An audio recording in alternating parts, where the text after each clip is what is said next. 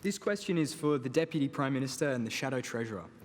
Like my peers, I'm faced with the stark reality that I may never be able to own my own house. Faced with this, what are your respective parties putting forward in this budget to help us in this housing affordability crisis? Jasper, thanks. We'll come to Jim Chalmers and Barnaby Joyce, but let me come to you first, Jacqui Lambie, because this is a big issue in Tasmania, I know. Housing affordability, rental prices as well. What needs to be done? Yeah, so unfortunately in Tasmania, I think in Burnie itself, it's buying a house has gone up just over 30%. Down in another rural and regional area down the south has gone up 64% in the last 2 years. Rent has gone through the roof. There was many buyers down there that sold out, and therefore it pushed the rent out. We have a lot more homeless people out there. Our public housing, I can tell you, I can't even get people emergency housing down there. It is shocking. We've got them crying in our electorate every day of the week. It is just god awful. We just cannot keep up with it. For you people out there, I don't know, I don't understand how on a normal wage you will be able to possibly pay rent and save money and put money in the bank. It's just not practical, and it's just well, not Jacqui Lambie, what about negative gearing rules? Where do you stand on that one? Well, you know, the best thing that we can do is we know that you're never going to be able to buy in the cities, so we need to push us out into the rural and regional areas, but we need to make sure out there that there is jobs, there is public transport, there is childcare, there is services available. That's what we need to be doing, and I just don't think we're doing that, and the infrastructure's not keeping up with it either. But right now it is really difficult, and even if you borrow now, it is so expensive.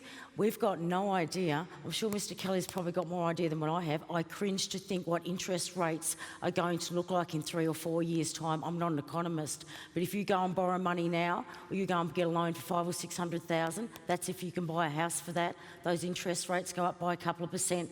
You're going to go under. Right. It's as simple as that. Jim Chalmers, coming back to Jasper's question, what is Labor's strategy to solve this housing crisis? Well, we understand that the price of rent and the price of buying a house is going through the roof. The Prime Minister was asked about this earlier in the week. He was asked about challenges facing renters, and he said, well, it's easy enough, go and buy a house is the solution to that, and that's obviously absurd and shows... Well, he was pointing to their first home guarantee policy. Yeah, I understand. To help people into No, the I market. understand, David. We've got What's your plan? Yep. So we've got a couple of policies. We think that it's important that we begin with social and affordable housing. So we've got a policy to build 30,000 new homes. Our Housing Australia Future Fund is all about that, including making sure that people can live closer to where they work, particularly essential workers, that we can find a home for people who might be fleeing domestic and family violence. That's important. Jasper's asking about owning a house, though. Beg your pardon? Jasper's asking about owning a house. Yeah. And so the housing challenge is renting, it's buying, and it's social, right? And so you've got to work out where to begin. And we've said we'll begin with social and affordable housing. We've also got a policy to help people save for their first home. By tweaking, upgrading the government's policy. The government, in welcome ways, we genuinely welcome this, copied part of our policy when it comes to people in regional areas, but we've also got a policy for people in the suburbs and cities of Australia, which makes it easier to save a deposit so you can buy a home. You did at the last election, though, have that plan, of course, to curb the negative gearing rules. You said this was all about levelling the playing field. Do you no longer hold that view? Yeah, we're not going down that path, as you know, David, as you've asked me on your other show a couple of times. But have you changed your view? Beg your pardon? Have you changed your view? I have. Yeah, I genuinely have.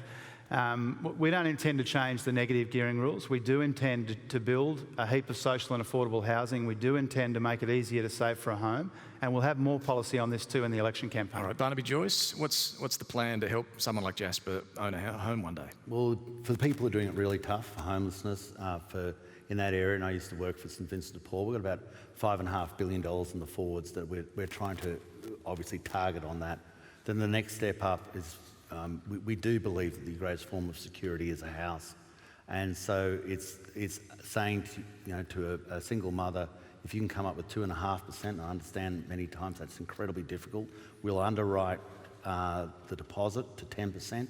to assist you to get into that house. The greatest capital gain you would have got lately is if you owned a house. This is part of our policy. And then there's another section which... Just on that one though. I think it's really important, which was never mentioned tonight, is that we've got to make sure that there are opportunities in other areas of our nation where housing is cheaper and more affordable. That's why we want to develop regional areas.